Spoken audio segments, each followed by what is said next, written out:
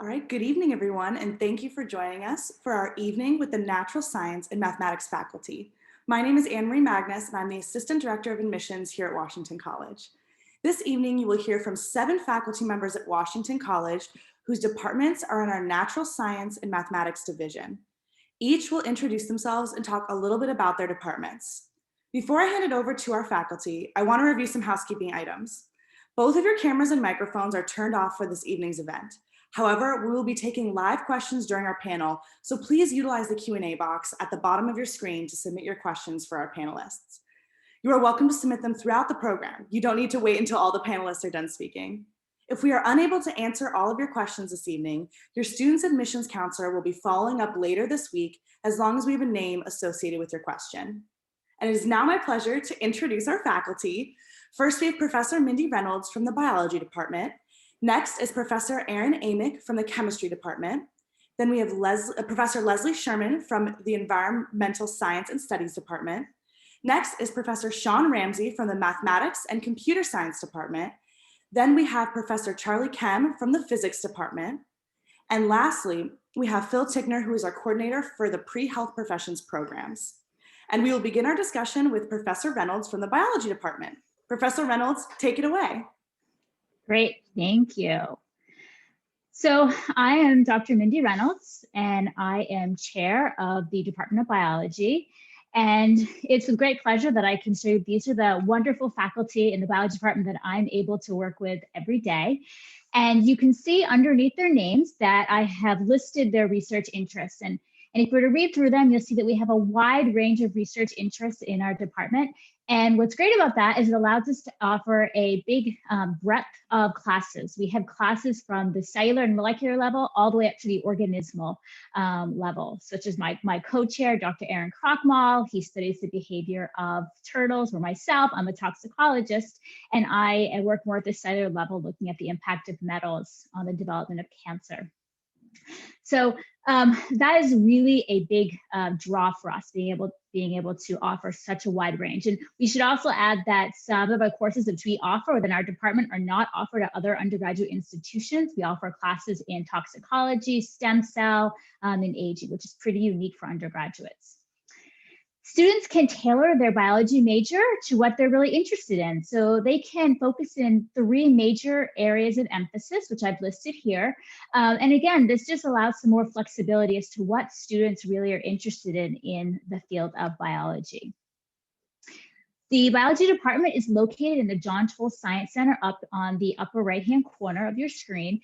And just to highlight, all of our classes have associated labs, and with this, we're able to incorporate lots of different research aspects into our courses. We have a pretty large aquatics facility where we house lots of different types of fish, as well as invertebrate organisms. We have a cell tissue culture facility, a microscopy facility, and in addition, we have grants where we can use microscopes as well as things at the close institutions which are close by, which we do quite frequently. You will see we also have the Siemens Griswold Environmental Center, which I'm sure my colleague, Dr. Leslie Sherman, is going to be discussing. We're able to offer courses, some of our lab courses there. And more importantly, because of our location on the Chester River, we're able to bring a lot of our labs outside. It's not unusual to have our students be on a boat for several of our courses trolling the river. So it's great to be able to use our location. As I said, we have the River and Field campus. So there we have our bird banding observatory. We have a grassland restoration area. And we use this for our research as well as for lab activities. And here are some pictures of my colleague, Dr. Carr, who was our resident ornithologist, doing research with her summer students, as well as doing some bird banding. So this is just a great opportunity for students to be able to get outside and experience what great Chestertown, the surrounding area, has to offer. Unfortunately, some students can't go abroad during their time, and as such, the department offers several short-term travel courses, as well as my colleagues in the rest of the division do as well. So we offer courses to Maine, Bermuda, as well as tropical ecology, where students have gone to Brazil and Nicaragua. So this gives them an opportunity to study different areas. And these are, like I said, short-term, and students do these for credit. As I said, since all of our courses have associated labs, we really in our department value the importance of teaching our students to be independent thinkers, as well as to incorporate research into our teaching, as well as just our overall methods. So we value undergraduate research. Students can apply to be part of the John Toll Science and Mathematics Fellows Program. And the division, as well as our department, has a pretty robust summer research program where students can work with Washington College faculty. From these research opportunities, students have gone to national meetings. Here are one of my students, Ishan Patel, who went to a meeting with me in San Diego. And more importantly, a lot of times this research leads to publications. The students are going to come out of Washington College with publications to be able to put on their resumes.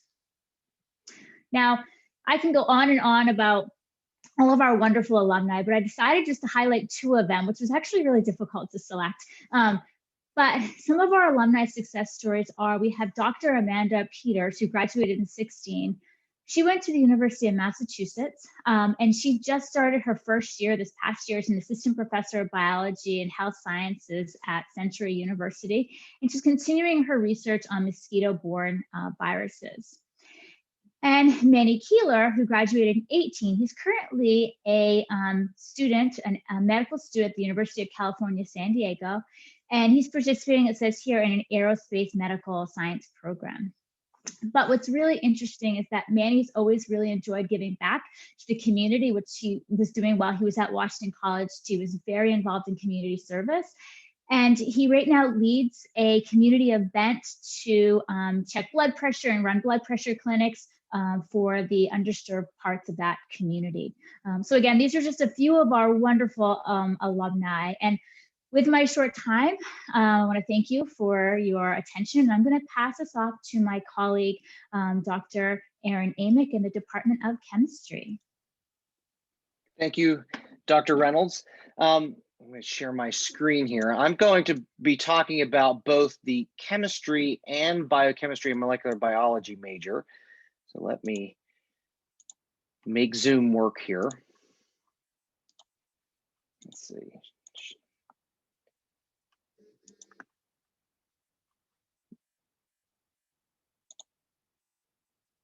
There we go. Okay, you can all see that.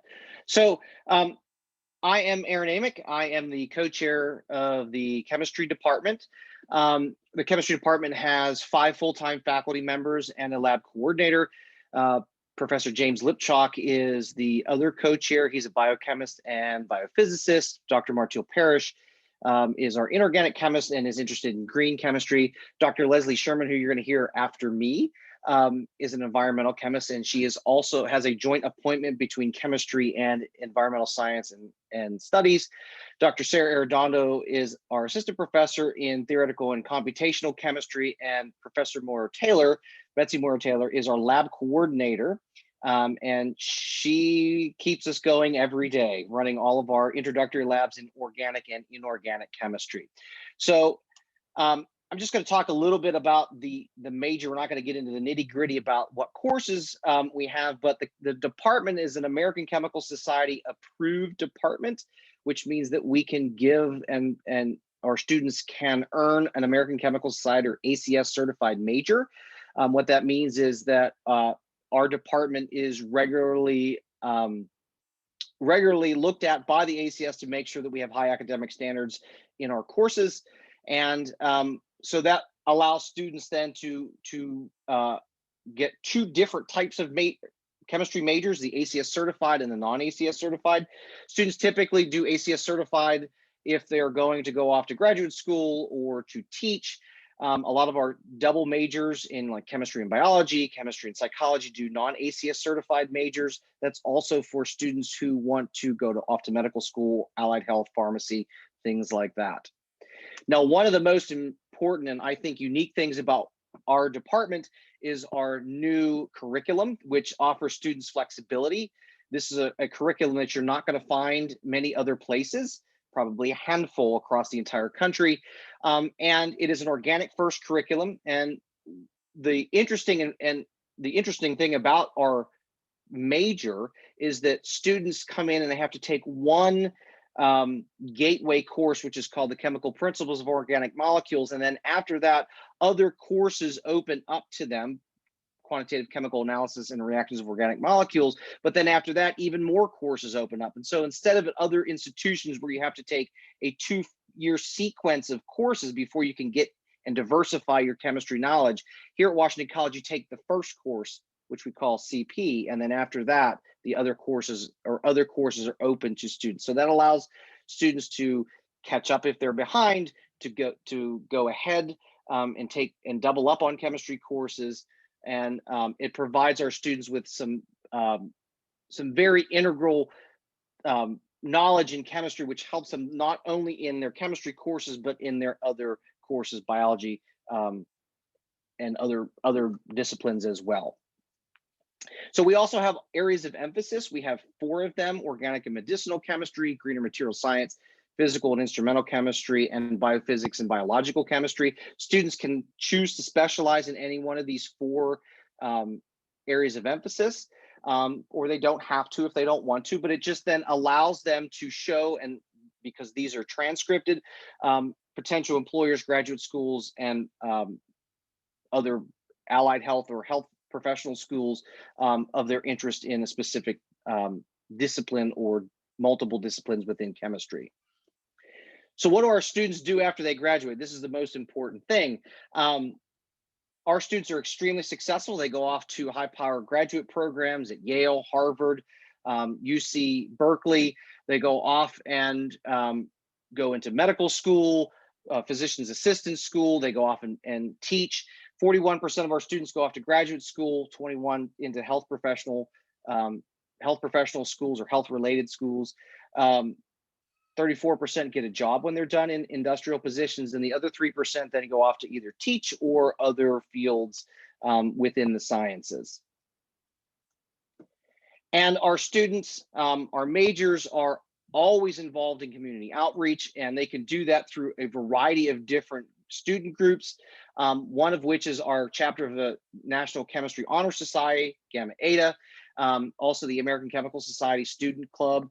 And also this semester or this year, the chemistry department is running a presidential fellows track called Embracing Green through Community Engagement. So you can see here some examples of our students out in a elementary classroom or exploding pumpkins on Halloween, or we do bring students onto campus and do community outreach activities with them in the labs.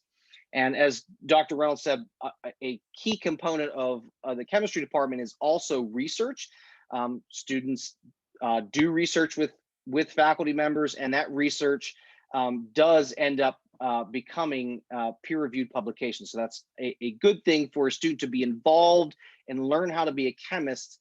And then at the end, they hopefully get a peer-reviewed publication out of it. So I'm also going to talk about the biochemistry and molecular biology major. This is a new major to Washington College. This year will be our first year to have graduates. So this will be our first crop of graduating seniors.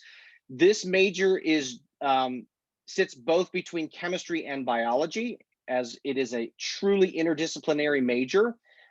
It incorporates major components of both biology and chemistry.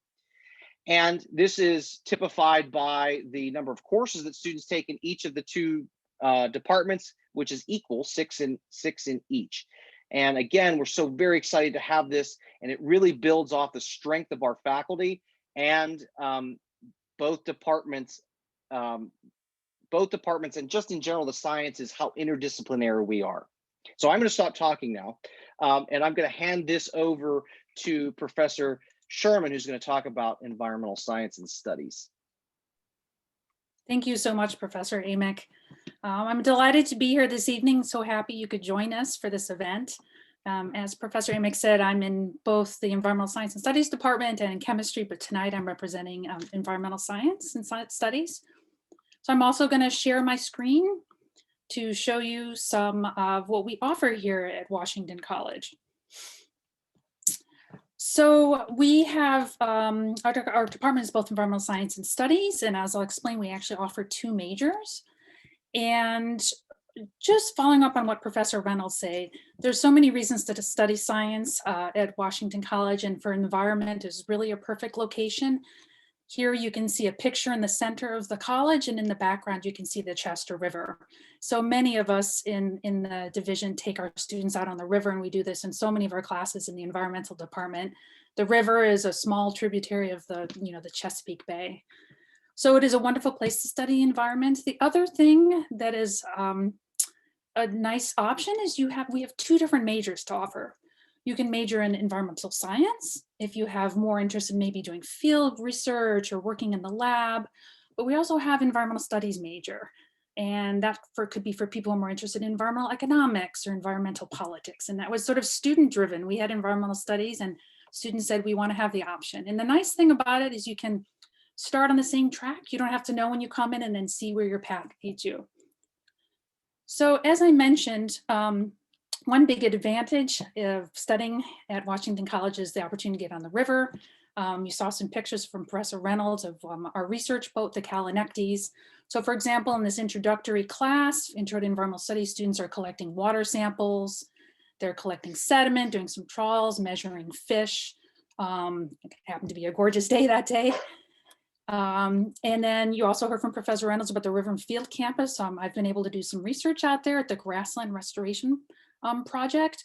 And many of our classes go out there. You can see some students here doing some stream measurements, looking at amphibians, measuring trees, taking some meteorological measurements and collecting soils. That's my thing as a soil scientist. So many of our classes end up out there, whether it's wetlands ecology, watershed biogeochemistry, environmental chemistry, et cetera. So it's really a wonderful opportunity for our division. And here are a picture of the faculty, and you may recognize some of them because many of us are dual appointments. So here I am, that happens to be when I was in Costa Rica on sabbatical. I'm also in chemistry. Dr. Brian Scott is our environmental economist. We have two ecologists. Dr. Van Meter is more terrestrial. She works with amphibians, and Dr. Bible is really a coastal ecologist, and she works primarily with oysters, oyster restoration. Dr. Kem, you'll meet shortly. He's also in the physics department and is the chair of the physics department, and he is an earth scientist, and here he is studying metals in the Chester River. Dr. Fox is a biogeochemist. She studies greenhouse gases and teaches a lot of our upper level environmental science classes. And Dr. Seidel is an environmental archaeologist, and he's also the director of our Center for Environment and Society. In addition to our majors, we also offer an Earth and Planetary Systems minor. And you'll see Dr. Kem again, and he's took some students out to Washington State, looking at some lava flows. We also have some summer courses I'd like to mention. One of ours is Ecuador. I've been very fortunate to lead that a couple of years. We also have the Bermuda course, which is offered in collaboration with the Department of Biology. It started with somebody who was in both departments, and now it's a wonderful collaboration between two faculty members, one from each department. So Ecuador is a 3-week summer course. You spend a week in the Andes studying the cloud forest, learning about the indigenous cultures there and volcanoes. You spend a week in the rainforest, and then of course in the Galapagos, which is just an amazing, amazing ecosystem. And as Professor Reynolds mentioned, Bermuda, you can see students snorkeling and kayaking, looking for microplastics, looking at some caves and some old architecture. Another unique program at Washington College is the Chesapeake semester. It's actually run by the Center for Environment and Society, but many of our faculty members contribute, including Professor Connaughton from biology. And so you spend the whole semester studying the Chesapeake Bay, the environmental issues and challenges, opportunities, a lot of the social dimensions. You go on these various what they call journeys, mountains to ocean. You learn about the sense of place. You learn about a lot of the policy issues. And then finally you travel. I think now they've been going to Belize is the most recent opportunity. So I would say about a third of our environmental science and study majors do this either their fall or their sophomore, junior years. We also have a unique partnership with Duke, a 3-2 program where you would spend 3 years at Washington College with your environmental science or environmental studies degree, go to 2 years at Duke and end up with a master's in environmental management. And we're just about to send off our first person into this program, Sammy. So this is sort of an exciting new venture Just a couple pictures because it's such a unique, interdisciplinary field. We have lots of different alumni into different positions. Here's Allison Queen. She is she studied environmental law. And she's an environmental lawyer out in Denver. Anna Windle, she was one of our first environmental science majors. It's a relatively new major, and she's doing her PhD and she's using drones in her research, which sounds really neat. A lot of our students right away, they do something like Chesapeake Conservation Corps, and that leads them into working for government agencies or working for nonprofits. So there's really a lot of different opportunities for our graduates. And so I'm looking forward to the question and answer session and looking forward to seeing your questions here. So we would love to have you join us to study environmental science or studies at Washington College, whether you're interested in sort of terrestrial ecosystems. On the left, that's a wetlands ecology class, and or marine conservation working on oysters. We'd be delighted to have you join us. So I'd like to turn the podium over, I guess it's not an actual podium, to Professor Ramsey from the Department of Mathematics and Computer Science. Thanks, Leslie. Hi, everybody. I'm Dr. Ramsey. I'm chair of the Mathematics and Computer Science Department. And I'm actually going to go with the lo-fi approach and not actually project my screen, which is perhaps ironic, depending on your viewpoint there. One of the great things about being in math and computer science, especially at a liberal arts school like ours, is that you can really combine them with lots of other things. So we often see majors, double majors in various disciplines in the sciences, and that's what we're all here for. But we see them across all of the majors. You know, we have double majors in philosophy and English and just everywhere. And I think that's really fantastic, partially because at the end of any pathway that you take at Washington College, you're going to be doing a senior capstone experience. And that is your chance to kind of work one-on-one with a faculty member or with a group of faculty members, depending on your major. And often we try to merge whatever your two majors are into one topic. And so that means we get to see how math interacts with lots of things like dance or art or anything. And that's really cool. And I find that a lot of fun. And I think that no matter what your major is, that you'll enjoy that experience where you're working one-on-one with a faculty member. And I think it's one of the most valuable things that I get as a faculty member with my students too. So let's talk about curriculum a little bit. Usually when you think of math, most of you probably have one of two vibes. And one of those vibes might be like, oh yes, hooray. And the other vibe is a little more shy.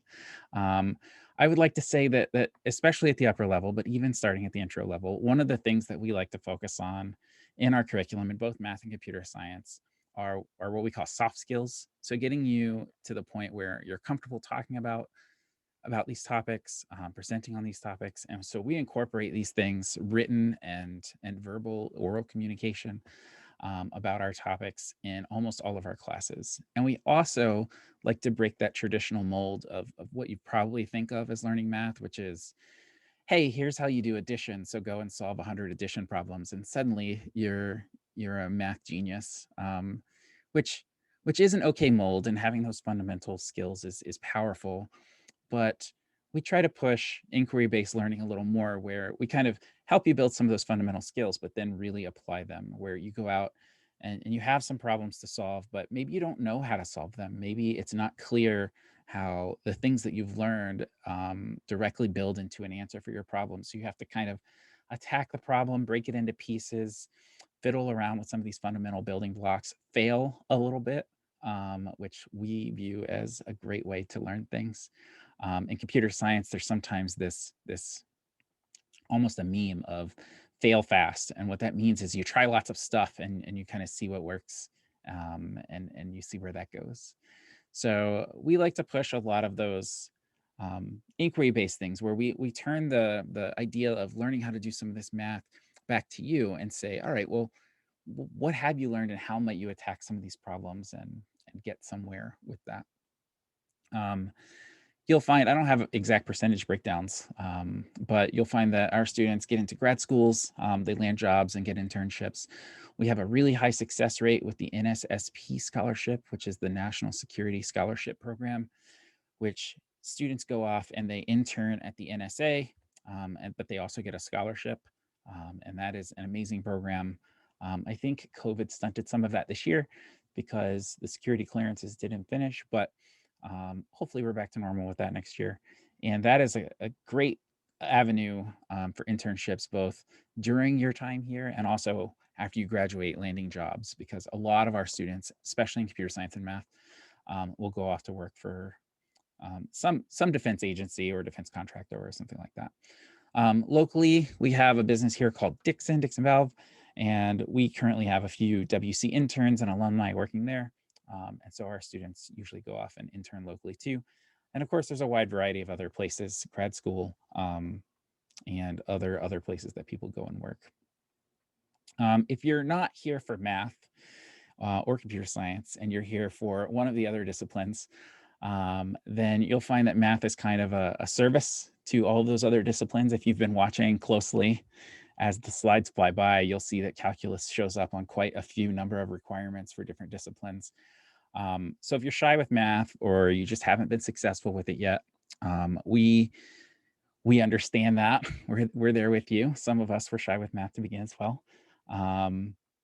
We have recently introduced a new stretch calculus sequence, which is kind of targeted towards you if you're one of these students. And it is a year-long intro calc sequence that is meant to help guide you in both building the fundamental pieces, but also learning kind of the framework of why we're learning calculus at all and how it might help you in some of these other disciplines. It's really great. We're finishing our second cycle of it. It's our first official cycle of it that's not like a special topics course right now. And I think it's great if you're really shy in math and you're kind of one of those folks who likes to say, I'm so bad at math. Hopefully you can find that you can still find success with that and still be a STEM major and still get some of those skills, even if it's not maybe your forte.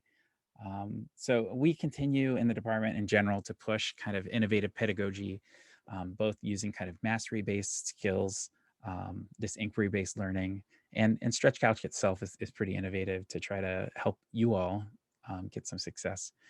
I guess the last thing I would mention is something that we haven't explicitly said, although it's kind of been hinted from a few other faculty members, is that we have this great summer science research program in which it's another opportunity to kind of work either one-on-one or two-on-one with a professor on a project. And a lot of our students end up doing that. And that's a lot of, I guess maybe Aaron mentioned this a little bit. That is one pathway to how students have gone off to conferences to present posters with me. Some of our students have gotten awards for the entire conference. And it's just been a great experience to work with different students over the years. And sometimes in my field, I'm able to let them drive a little bit in the sense of, hey, what project do you want to tackle? So one thing that we did is we built a weather balloon and launched it with a bunch of gear on it and took some pictures. And if you look around on websites and stuff, you can find some video of us launching it, which was kind of fun. So yeah, summer science research is another great opportunity, along with kind of the senior capstone, to work one-on-one with PhD. And I think that's amazing. I'm going to cut my talking short here. If you're interested more specifically about what classes are required and those sorts of things, like you saw flash by on some of the others, don't hesitate to reach out, contact me via email or ask questions in the Q&A or anything like that. We'd love to hear from you. And I guess with that, I'll introduce Professor Charlie Kem, who you've heard about already a little bit, for physics. Hi, everybody. I'm really happy to be here with you, and I'm happy that you came to check out Washington College. I'm going to try to share with you. I got to give you a forewarning, though. I've got a house full of 4 kids, 2 dogs, and a fish tank. And between all of them, there could be some little interruptions in the background. Hopefully, it's not too bad. So I have the opposite sort of presentation as Professor Ramsey. I have slides, but I have too many. So I'll show you a few of these. I won't be able to get through them all. But I think the thing that I'm most proud of. So let me start by saying I'm the chair of the physics department. And one of the things I'm most proud of about this department is the people and the students in particular, but also the faculty. So I know that all of you are probably doing some virtual learning right now. And this is a picture of a couple virtual learning sessions that we've conducted over the last 6 months or so.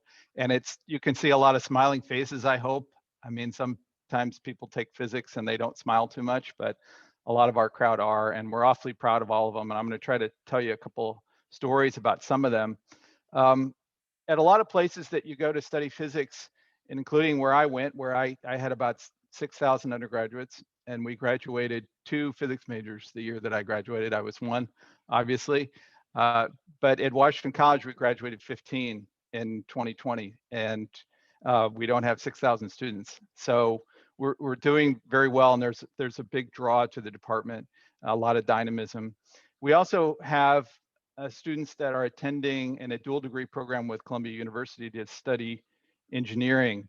And we recently graduated 4 from Columbia. They got their degree from Washington College at the same time. That includes some of these 15. We have 2 that are there right now and more that are going to apply. We just finished a successful faculty search for a new physicist who will be joining us. He's a particle physicist, Dr. Suyog Shrestha. We had 2 PhDs awarded to our alums this year, one in nuclear physics, that was Jacob Start, and one in material science and material science engineering at Drexel by Kathleen Molesky. Kieran Pant also graduated with an MS in medical physics from Duke University, and she's currently in residency. So we also have a kind of a new initiative in the department, which is spearheaded by my colleague, Dr. Kaiser, offering optics, which is kind of a rare offer at a liberal arts college, but it's supported by grant support for some state-of-the-art optics equipment to do some of the instrumentation that we need for that lab. We have ongoing research in terahertz materials, which is a type of optics, laboratory-produced plasmas, and trace element geochemistry. I'm working with Dr. Sherman on a paper right now, which is hopefully being finished up. We also have kind of a renewed emphasis or a new emphasis on trying to learn more about the other students around us and more about the challenges that we all face. We have a unit in diversity, inclusion, and underrepresented groups in our physics seminar. And it's part of, I think, the people sort of focus of our department that this was something that we wanted to undertake, the students and the faculty. Just a couple of faces here. These are the kinds of students that you'd be going to school with. So Caitlin McDaniel is currently a computer scientist at NavAir at Patuxent Naval Air Station. She won our Toll Prize for our top physics major this last year. On the right side is Sammy Howell. Sammy was a basketball player, varsity basketball player at Washington College. She also studied psychology as a minor, and she studied math. And she was the environmental rep for the Student Government Association. So you'll see a theme here of people doing a lot of things where they're at Washington College, which typifies who we are. She's now a PhD candidate at Duke, and I recently got an email from one of the deans at Duke that just was, it's only her first year there, and she said, "This Sammy Howell is just an amazing student. I'm so glad that you sent her to us," and so we're very proud of her. Ellie Leinart is doing medical physics. This is an area of increasing interest for a lot of our students to go into medical physics. She's at University of Texas. Zeza Olt, who worked with me as a research student. He's doing some engineering, and right out of his undergrad, he got a great job actually working on the Eastern Shore, doing some CAD design. I mentioned Kieran Pant. She's again doing a residency at University of North Carolina, doing medical physics. This is Danny Isma. She is at Columbia University right now, studying chemical engineering. And this is Suzuka Kukubu, again on the theme of Washington College students do a lot of interesting things, not just physics or not just chemistry or not just biology. Suzuka was a concert pianist, and this is one of her performances. After she finished her 3 years at Washington College doing physics and going on to Columbia, one of the first things she did when she got to New York was perform at Carnegie Hall. She had won a prize that enabled her to go and perform at Carnegie Hall. So this is typical of what some of our students do. Philip Estes, not everybody goes to science. Philip Estes is doing investment research. He did some lab work you can see him here working last summer, but he decided he wanted to go into investment type work. And this is Dr. Paul Corbett, who got his PhD in physics, who now works as a data scientist. So with all those students, let's look at who the faculty are. And I'm going to run out of time here pretty quick, so I'll just get through some of these. This is Dr. Kaiser. He's working with 2 students here, and he has an optics research lab in the physics department. And he is our second youngest professor, and he's doing some wonderful things with terahertz optics. Right here, if you can see, I'd use a pointer here. This is Dr. Suyak Shrestha. He's our newest faculty member. He'll be joining us in the fall. Fingers crossed. We're working on some things with his visa. But he's working here with, some of you may recognize Peyton Stewart. They did a collaborative research project over this last semester. Peyton was actually doing presentations in front of the high energy particle physics group at CERN in Geneva, Switzerland, in collaboration with Professor Shrestha. And he actually gave, group presentation. I wouldn't want to do a group presentation for that, and Peyton did it. And this is a slide. Peyton, if you go to the main Washington College page and open it up, Peyton is there. He's got a mask on. You may not recognize him, but that's him there. So when we're done here, go and look at that. And this is Professor Tex. And Professor Tex is our newest tenured faculty member. He works on plasma physics. Here he is working with Ellie Leinart. So I'm kind of out of time. I might have gone over time. I welcome your questions. Some of you may have questions about our 3-2 program with Columbia. I welcome those. It's a great group. It's a tight-knit group. It's a kind of a family, a physics family. And believe me, if you come, you'll be welcomed and embraced into this group, and we'll support you through this major. And please reach out with your questions. And so now I want to turn it over to, I think, Professor Murphy. Is that right? Are you next? Yep, I'm next. All right. Dr. Kim. Let me go ahead and share my screen.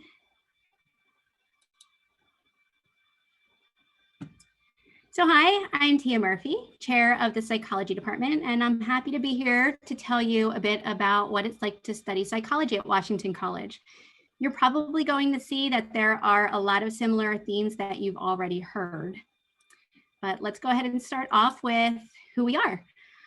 We have 8 faculty members whose specializations span the different areas of psychology, including social, developmental, health, counseling, and clinical psychology, as well as behavioral and cognitive neuroscience.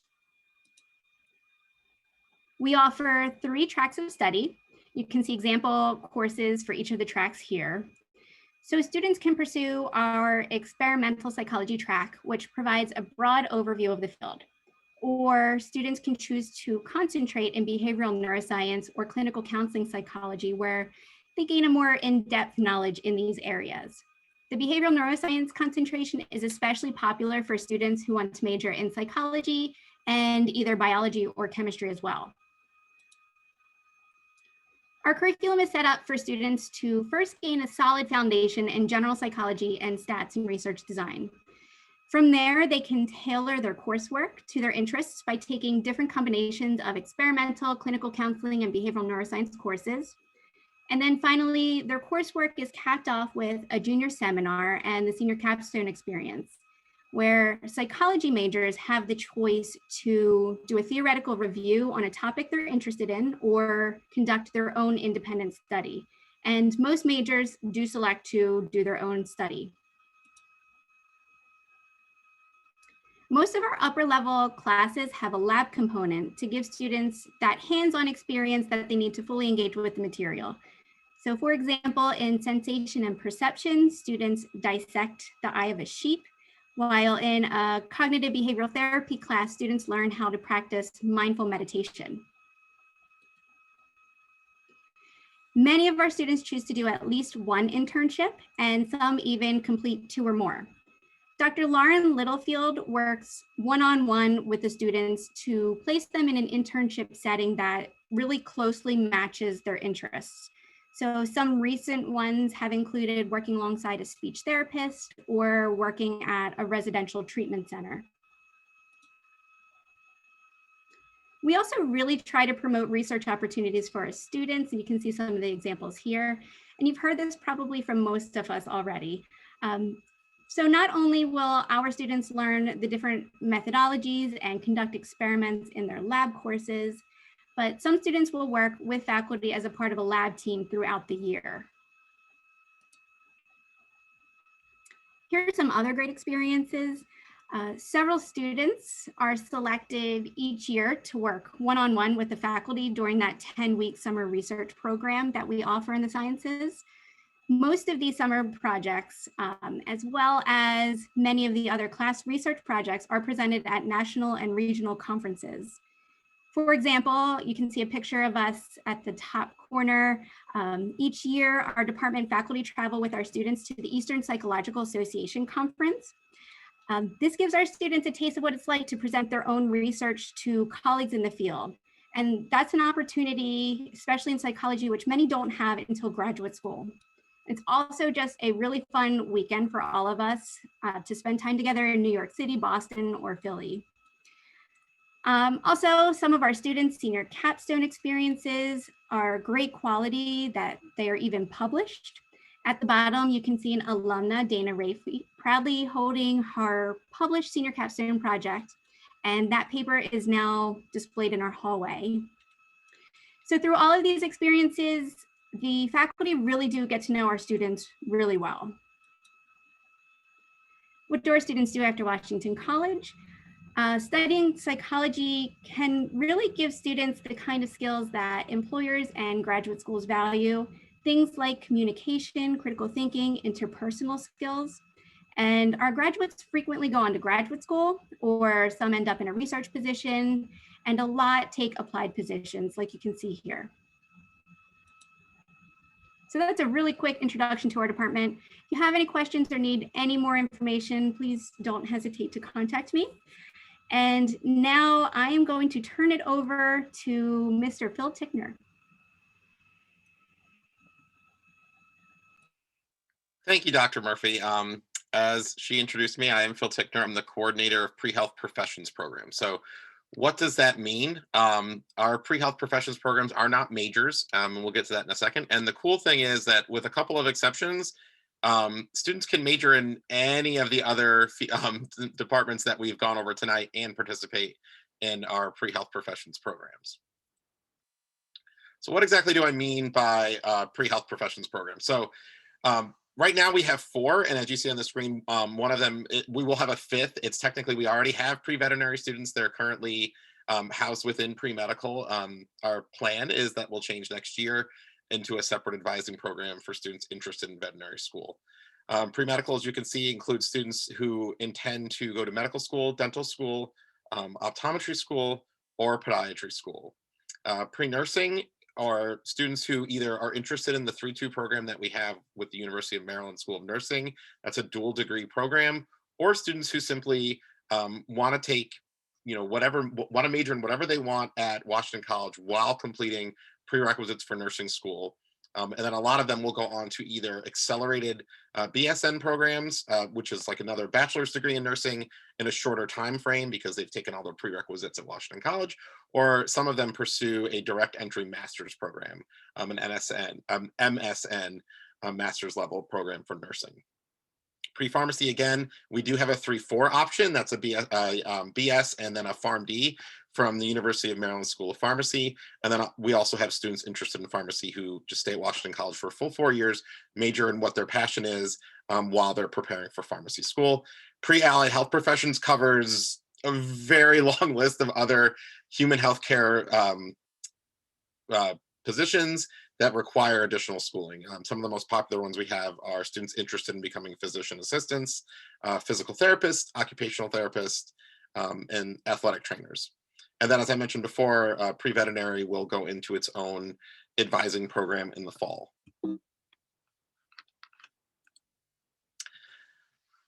So here's just a little bit more information on our pre-health professions programs. As I mentioned, they're programs, they're not majors or areas of study. We get a lot of questions about that.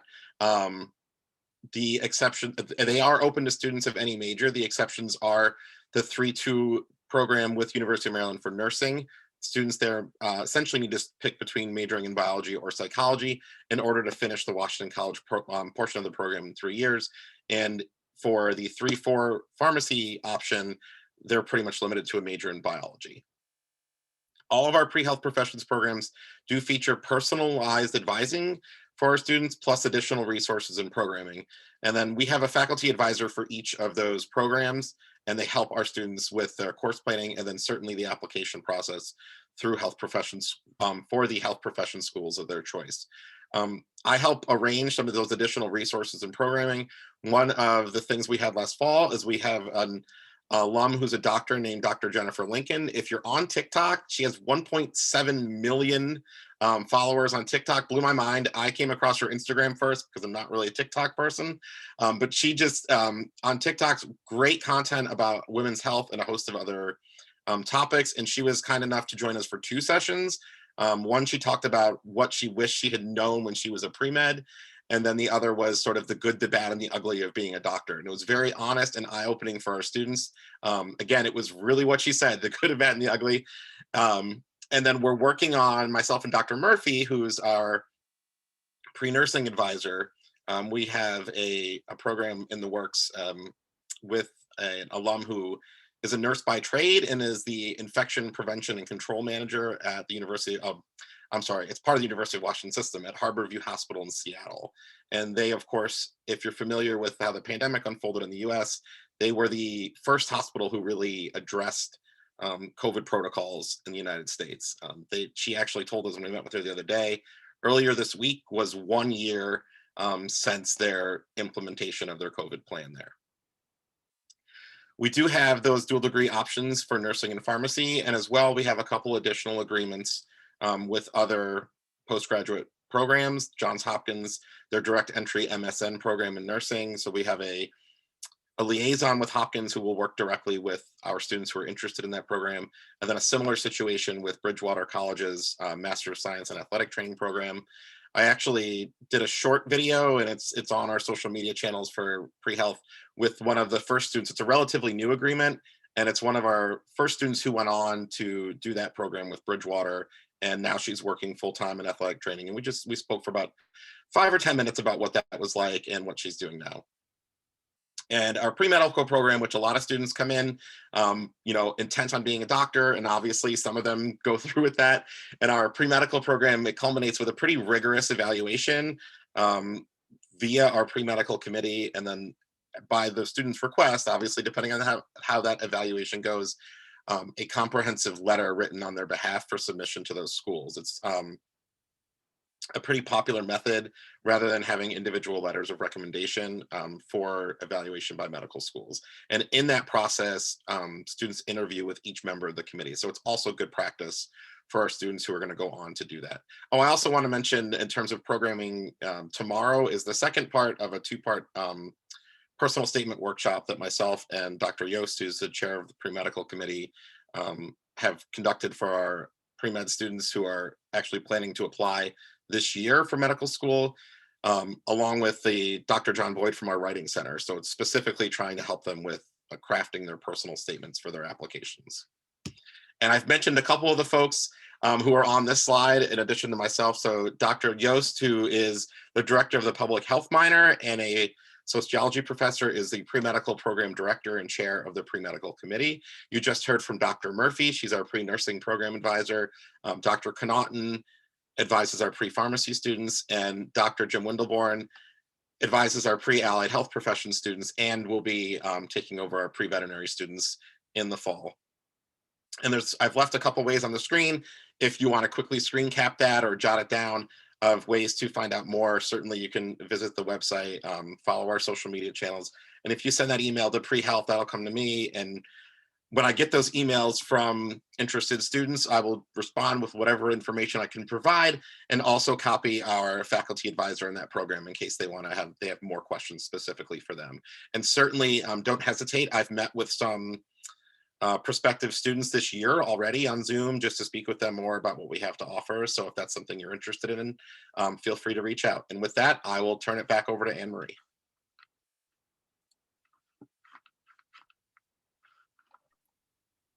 Awesome. Thank you so much to all of our faculty panel for introducing your fantastic departments. I also want to give a special shout out to Professor Murphy. I'm so sorry I neglected to mention you in my intro. We're super happy that you're able to join us.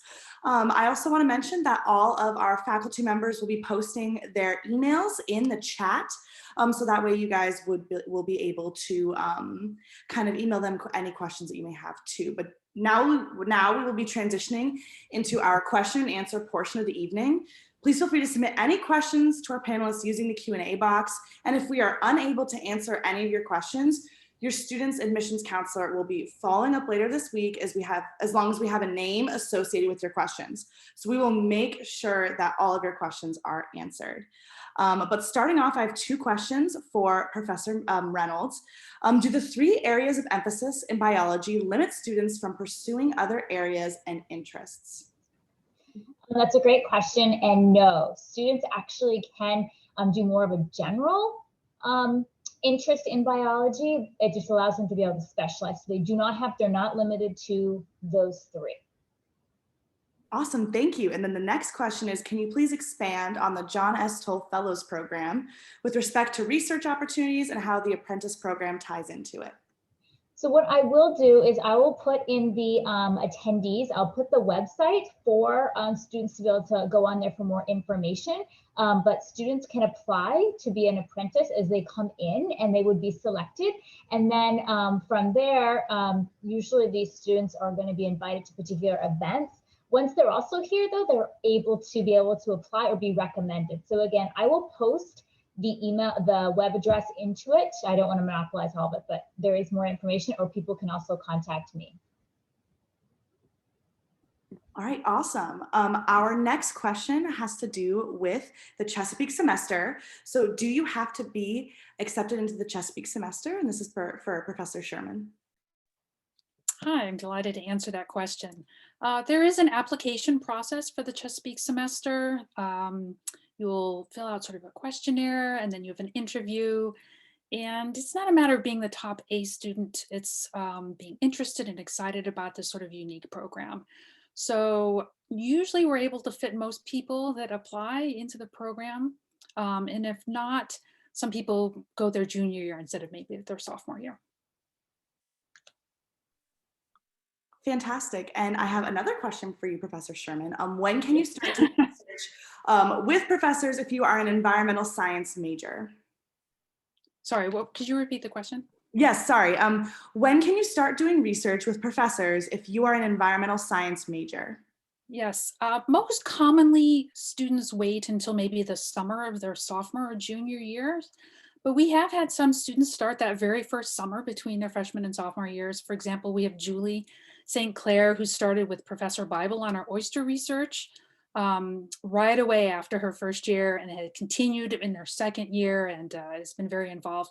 And there's also opportunities to do research during the school year that usually tends to be, maybe your sophomore or junior year. And I suspect that's probably true in all the departments in terms of being involved in research. So good question.